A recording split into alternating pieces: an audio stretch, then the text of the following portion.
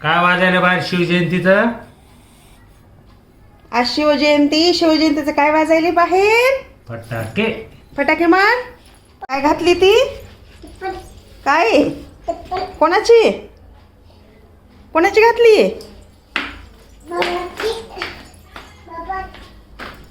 बाहेर काय वाजायला? फटाके. कान कशा करायच्या?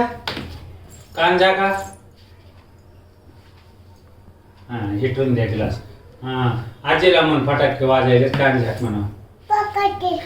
वाजायले. काय वाजायले बाळा?